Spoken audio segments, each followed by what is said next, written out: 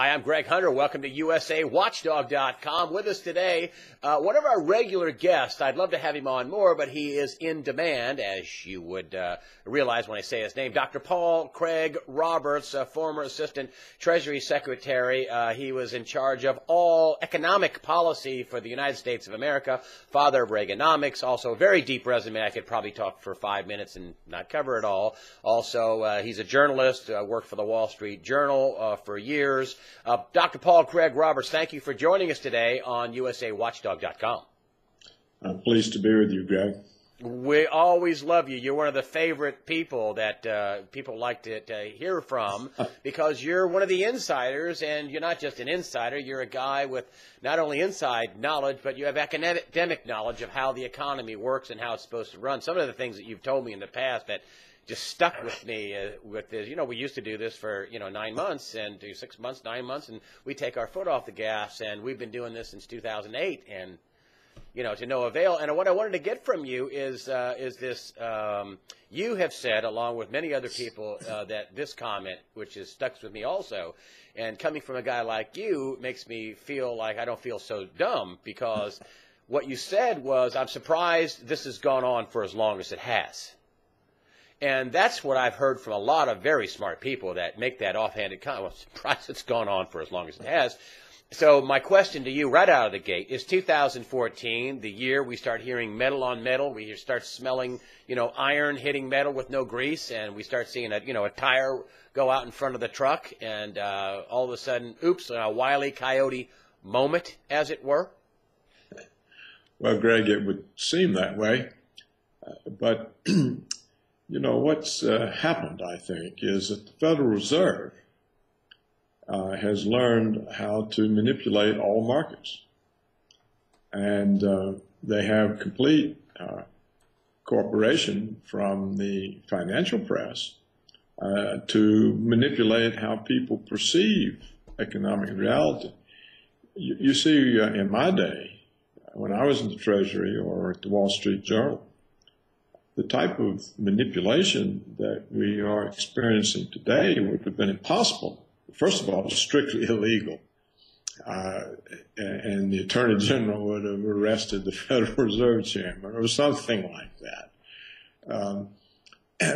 But even more important, the kind of people in place, it never would have occurred to them to manipulate markets and prevent their normal functioning. So what's happened, I think, is, it really was a consequence of the financial deregulation. The financial sector simply got out of control, and it left the economy tremendously exposed. And so the Fed began manipulating. First, it was manipulating the bond price, interest rates, by buying up all the bonds.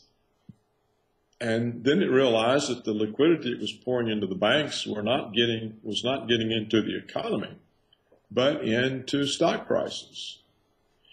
And so it has to keep this manipulation going. It has to always come up with something else. And as all this money printing progressed, the gold price took off and hit $1,900 an ounce. And they realized then that the gold price was a threat to their policy of quantitative easing. And so they began selling short in the paper gold market to drive down the gold price, to protect the dollar from quantitative easing. The other day, when the Fed announced that beginning this month it was going to cut back slightly its purchase of bonds, it arranged a market orchestration. It managed to have the market rise sharply on the Fed's announcement instead of plummet. And they did that by creating a situation where people had gone short and all of a sudden had to cover their shorts because some huge buyer stepped in. Well, these types of manipulations now are so unexpected, certainly for somebody of my generation, that you never know when they're coming to an end. So what we have now, to sum up, we have a situation in which all the markets are rigged. All the markets are manipulated.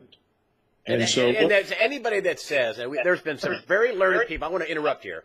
There's some very learned people that say that that there's no manipulation going on. And to you, does that sound preposterous? That's preposterous. Look, we have the stock market at all-time highs. And where is the economy? There's not one. There's no recovery. Look, I think this is one of my last articles, certainly a recent one. If you just look at the latest wage statistics, these are compiled from the W-2s that employers issue. If you look at the latest wage statistics, you see that 40% of the American workforce, the ones employed, 40% of working Americans earn less than $20,000 a year. 53% earn less than $30,000 a year. Well, the poverty rate for a family of four is something like 24,000.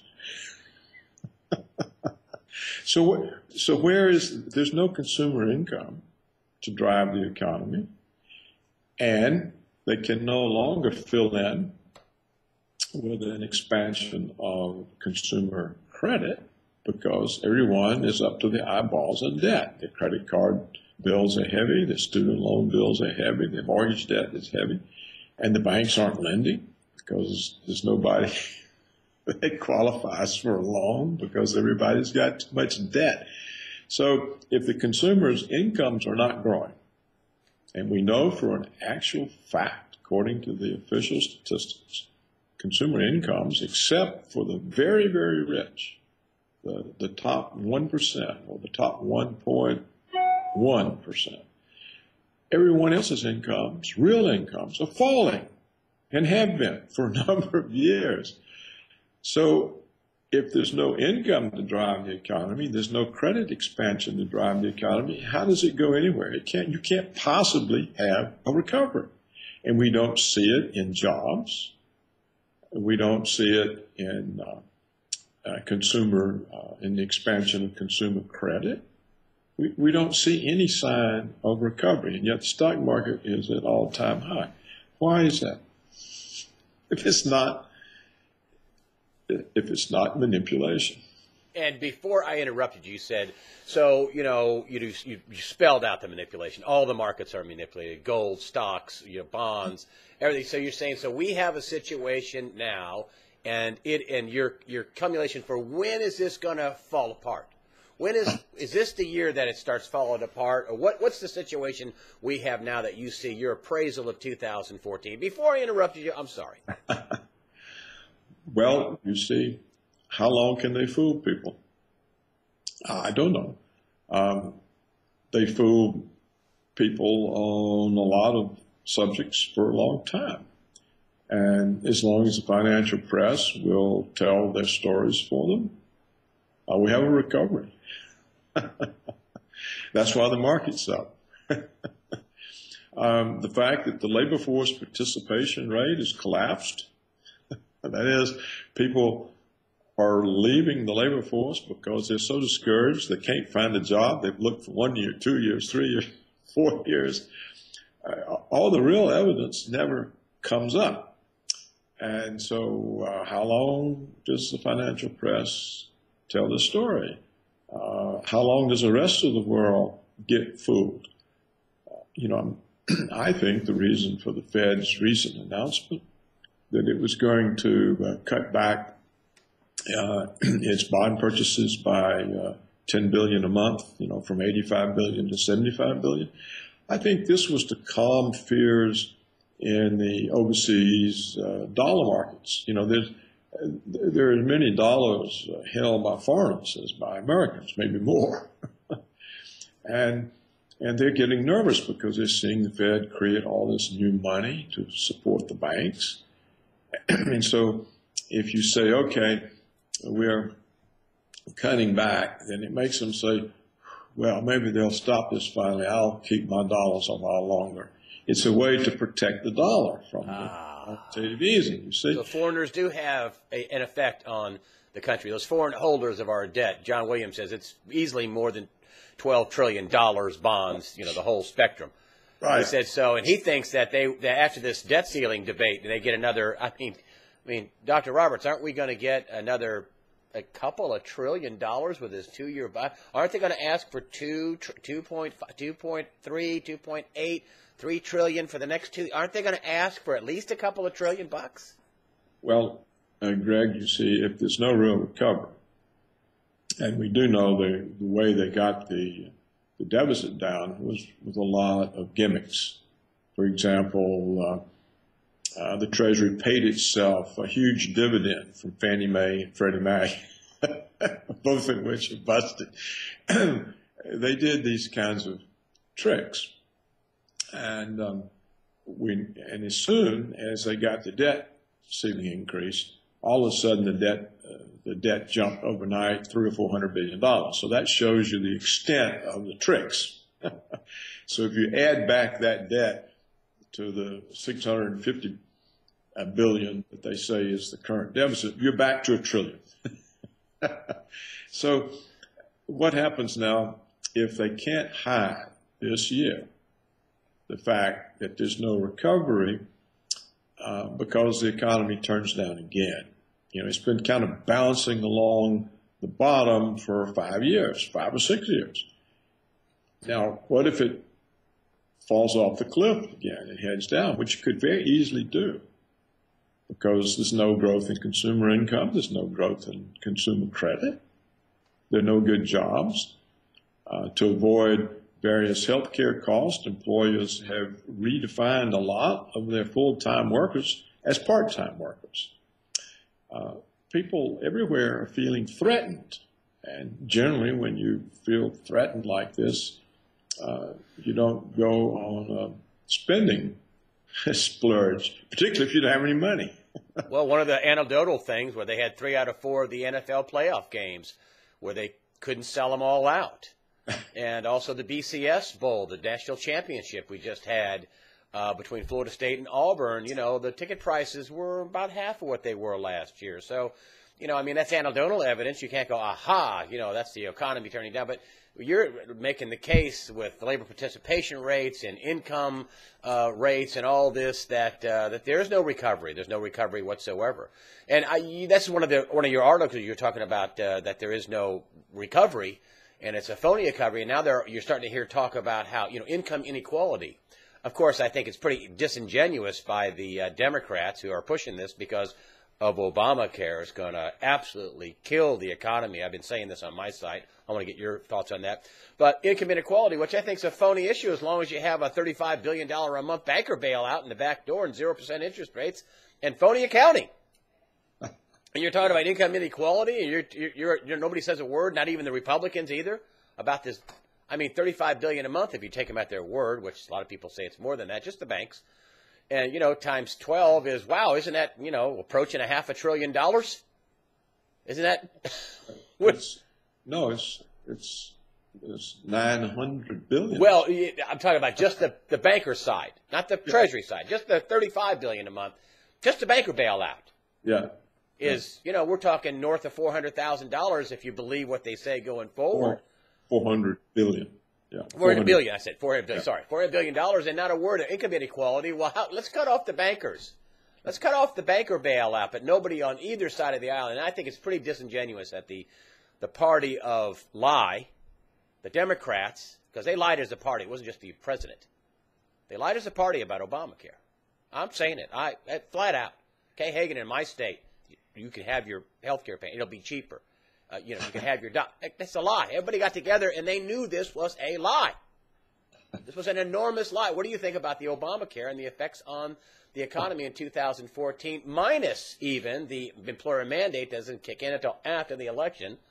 What do you think about the effects of Obamacare on the economy? Well, there's so many deceptions in it. If people catch on, they won't sign up. They'll just pay the penalty or not pay the penalty. I'm not sure how the IRS can collect it. I think actually I don't think they're allowed to come after you like tax evasion. And so it may be they can't collect it except from your state when you're gone.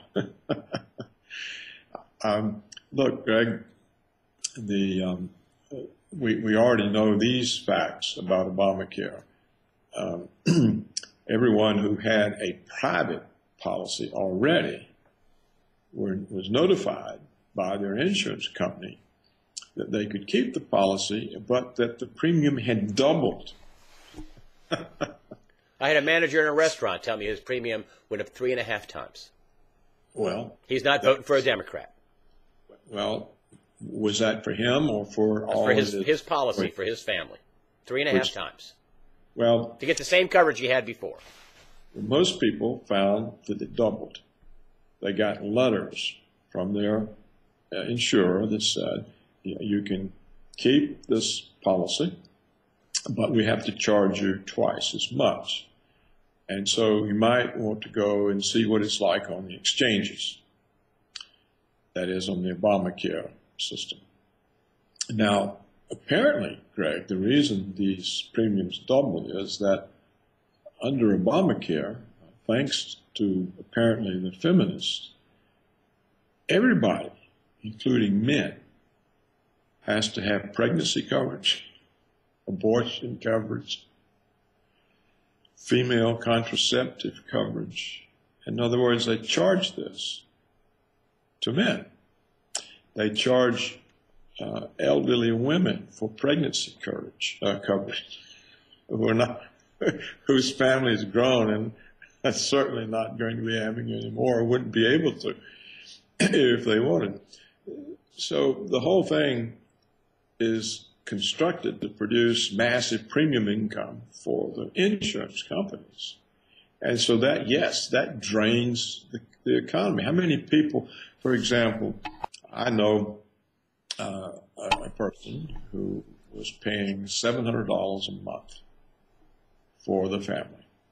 And now they're told it's going to be $1,500. Well, who's got $700-800 a month in discretionary income to add? Nobody. That's a lot of money. And you're thinking by the end of this year, and people finally have an aha moment, and the people who have employer plans, they have yet to be screwed. They're going to get hammered. They think, oh, well, it doesn't affect me. Oh, yes, it will affect you. Yes, they're going to be hammered, and everybody is going to be hammered. For example, I don't think it's well known. You know, if you're considered to be poor, you're not part of the normal Obamacare. You don't qualify for a subsidized premium. They throw you into Medicaid. And Medicaid has a state recovery. What that means is any money they spend on you while you're in Medicaid, they can recover from your estate. So suppose you have a family home. Maybe it's, you know, a lot of poor people have a family home. Then when you die, your heirs don't get it. In comes Obamacare, and they take family home to reimburse Obamacare for your Medicaid coverage. People are not aware of this. So poor people think, hey, I'm going to get a free ride, and yeah, you're going to lose your family farm, your family home, whatever your mom and daddy acquired, with their hard work. Yeah, you're going to take that from poor. So this is a giant transfer of wealth from poor people. Right. I mean, this is sad. Well, it shows a total absence of any justice. So when the worst off are paying the highest price, they lose everything. So this has to be a big downer. But the policies themselves. If you have a subsidized policy, the premium is still fairly stiff. But even worse, the copays and the deductibles are very large. So you can't afford to use the policy once you have it. So the thing is, it's ridiculous. It's added. It'll probably double the cost of medical care in the United States. Wow. Because of all the layers of bureaucracy. You know, you have all these state exchanges, the federal exchange. Everything has to be monitored, and everything is arranged. For example, suppose you start off this year and you're making $35,000. And so you qualify for one of the subsidized premiums. And so you've got a subsidized premium. You're going along fine. You lose your job. Boom, your income drops. They throw you into Medicaid.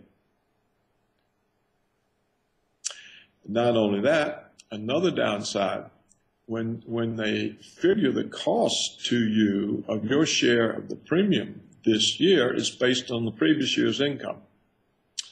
And so the government picks up a share of your premium based on your last year's income. Suppose your income rises this year. You have to pay it back. You have to pay back the premium. So suppose your income goes up $2,000. Well, the government's already put that in your premium. You just lost it.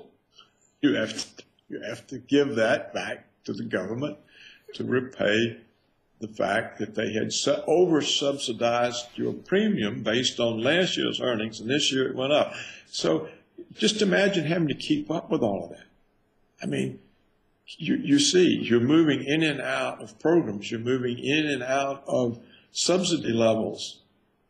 People are not going to have any idea what's going on.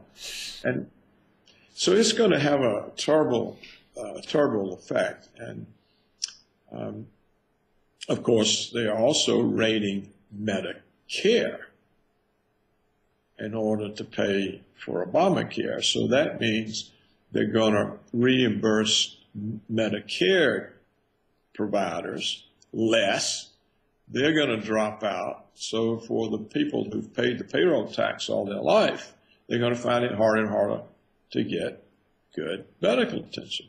So the whole thing is rigged for the insurance industry. And that's who's coming out of this. And I believe, I may be mistaken, I haven't had a chance to finish this research, but I think there are actual bailout provisions in the legislation where the federal government has to come to the benefit of the insurance companies if they don't make money in this deal. I've heard that.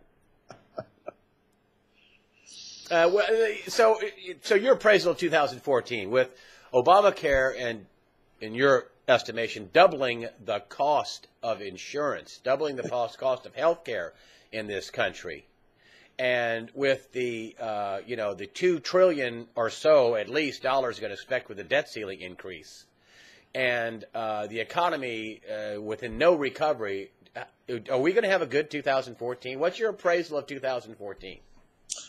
Well, I would expect that this year the economy will drop again, and they won't be able to hide it, and so the deficit will widen, and they don't have any gimmicks to hide that, and the widening deficit will again cause dollar worries because it means who's going to finance it? The Fed will have to print more dollars to buy the bonds.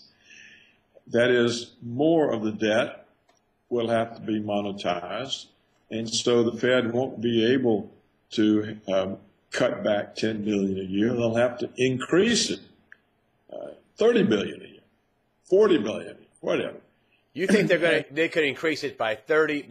So take back the 10 and add on another 30 or 40 billion?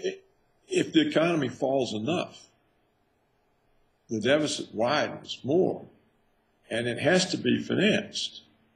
And the surpluses that our trade partners have with us aren't large enough for them to recycle them into the bonds, even if they were willing to do it.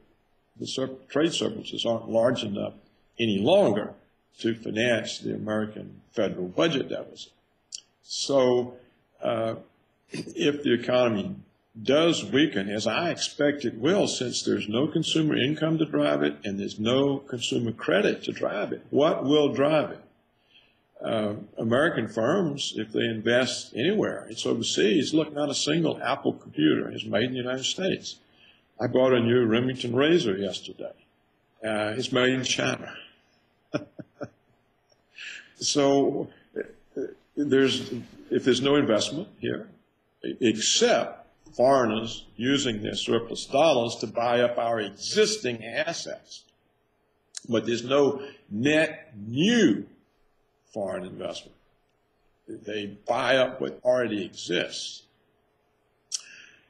So what then drives the economy? I can't see anything driving it. And so, I mean, it may just continue along the bottom, in which case no deficit can be closed because the revenues aren't there. And the economy can't grow because there's nothing to drive it.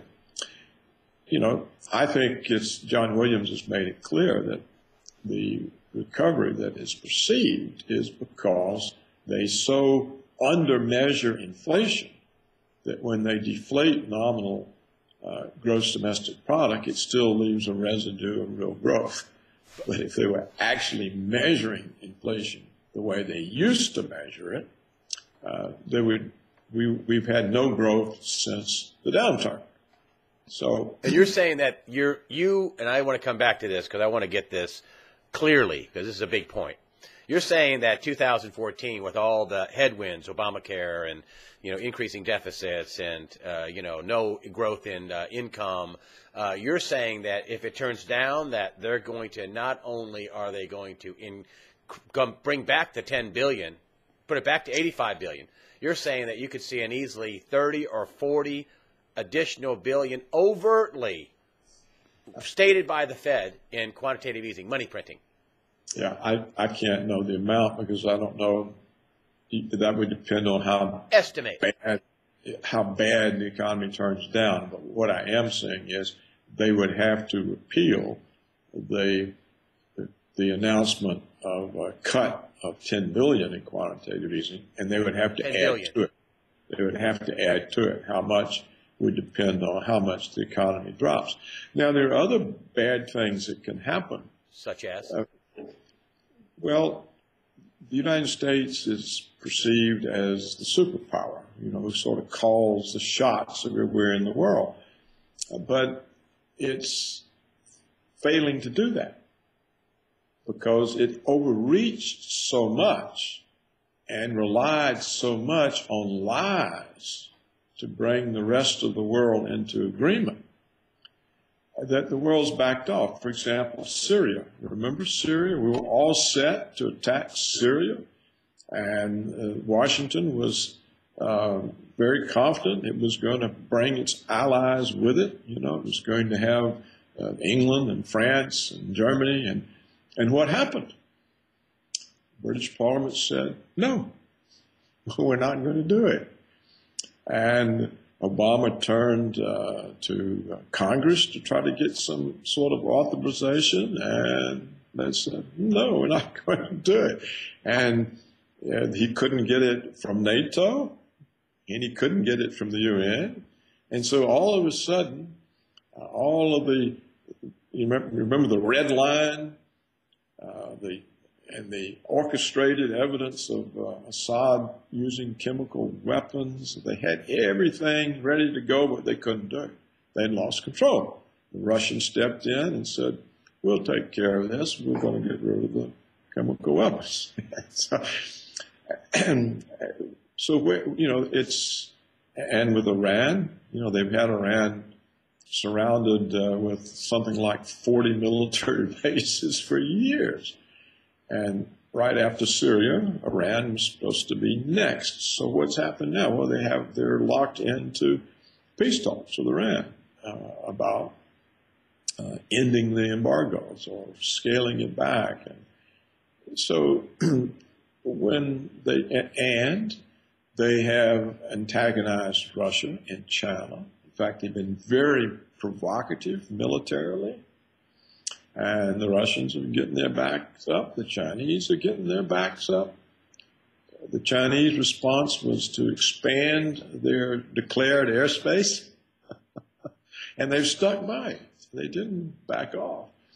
So at some point, people may say, well, what is it, these Americans? Are they really the number one top dog anymore? And if you don't think they are, what are you holding all their debt for? What are you holding all their currency for? What if they no longer can call the shots like they used to, maybe we better lighten up on this stuff.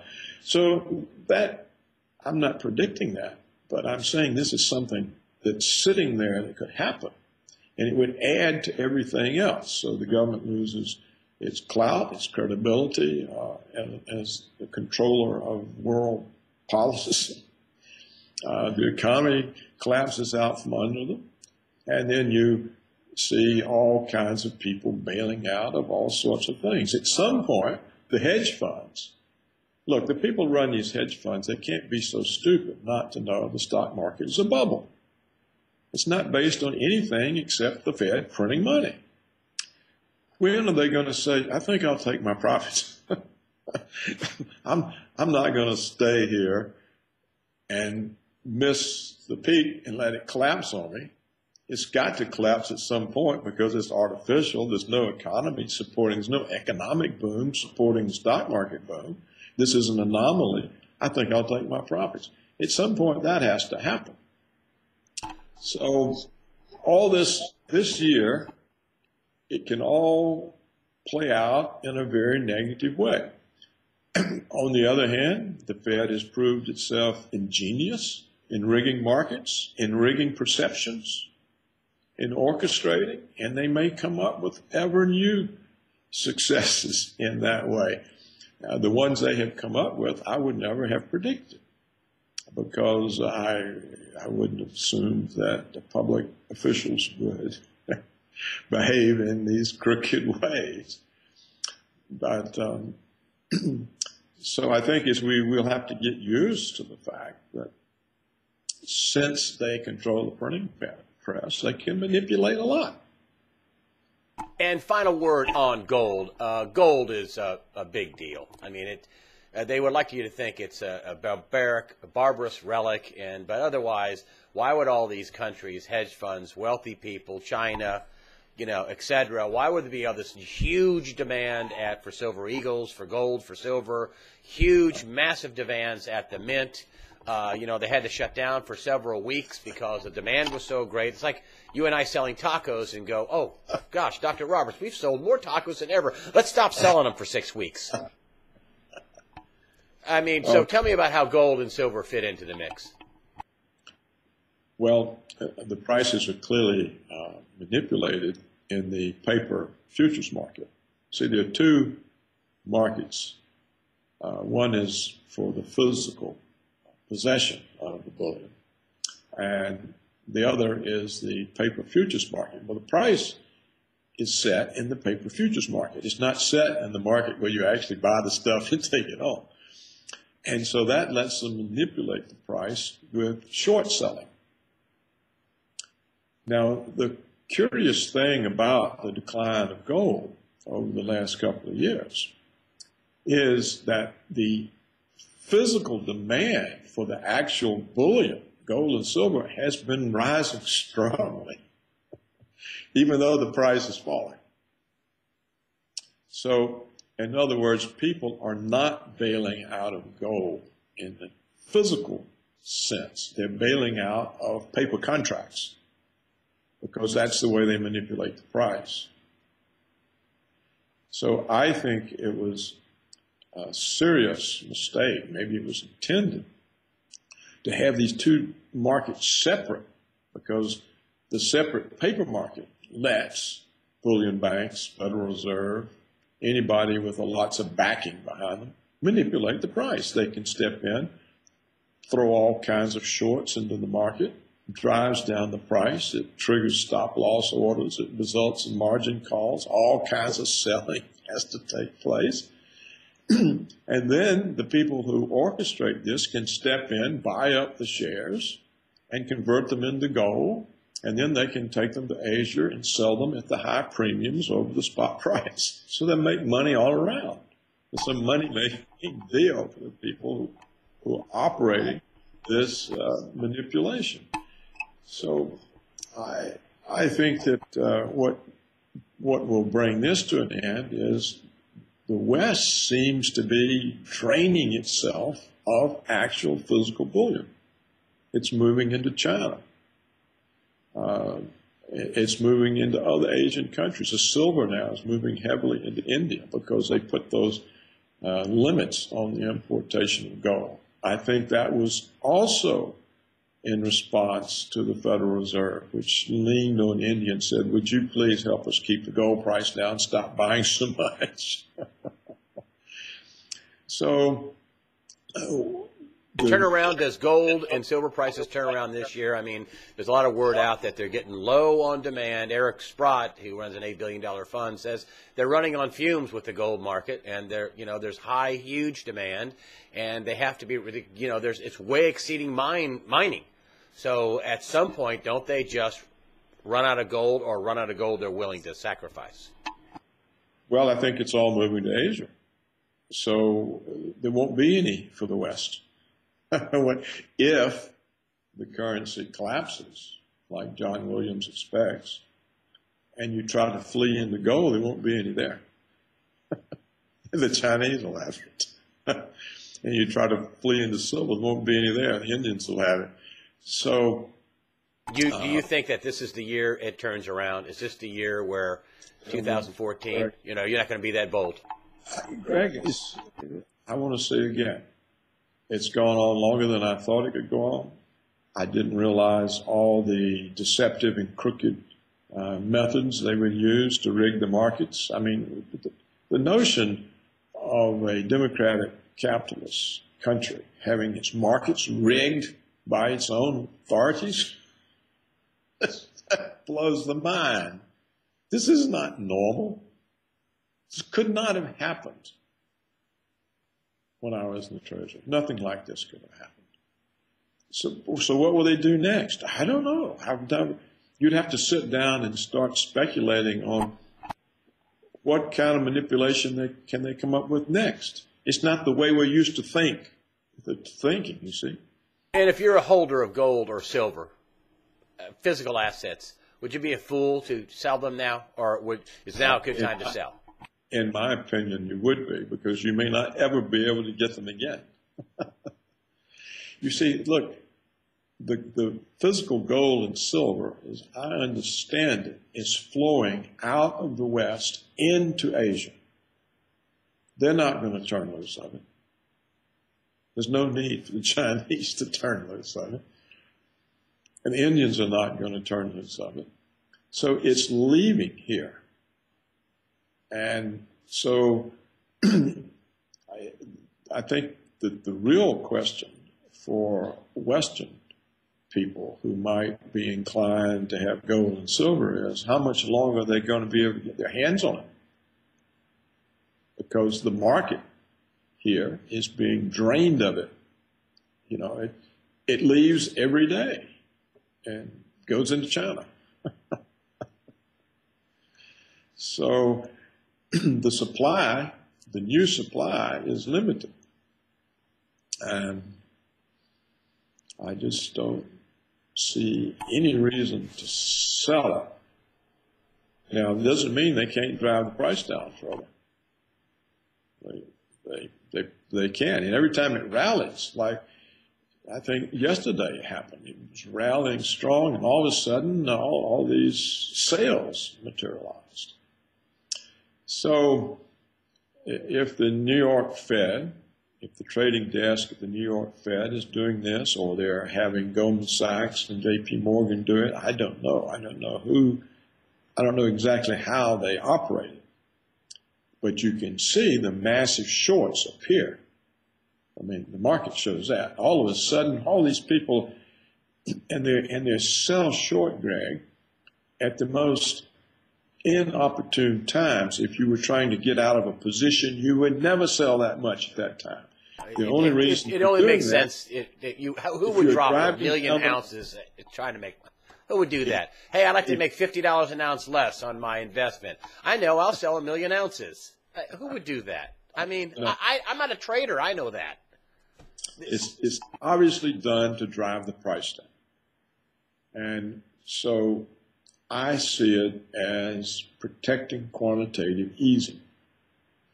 Because if the dollar were to continue deteriorating relative to gold, the way it was doing way up into 2011, it has to spill over into the dollar's exchange rate with all other currencies. Because the dollar can't just be losing value in terms of gold and silver and not also be losing value in terms of other currencies.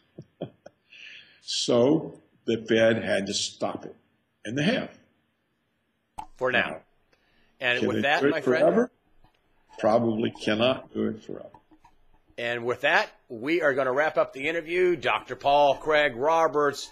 Of course, you had your wonderful website, which you only get donations, isn't it? paulcraigroberts.org. Right. And so if you guys want to get over there and, help Dr. Roberts here continue his work and offset some of his costs with donations, you should probably do that. The information you give out at your, former Assistant Treasury Secretary, worked in the media, you've got a very deep resume. I know I'm just glossing over the surface. You can read more about your resume. But anyway, Dr. Paul Craig Roberts, thanks for joining us today on USA Watchdog. Glad to be with you, Greg. I appreciate being with you.